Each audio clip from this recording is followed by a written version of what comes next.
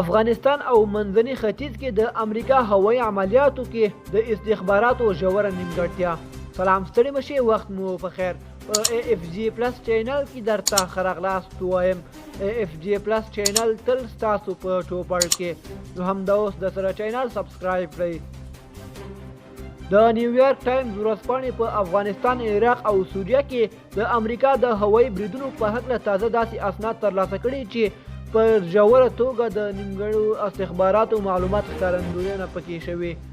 په راپور کې ویل شوي چې په دې بریدونو کې د ماشومانو په ګډون زرګونه عام خلک وژل شوي، سره له دې چې د امریکا حکومت وايي هوایي جګړه په خورا دقت کیږي.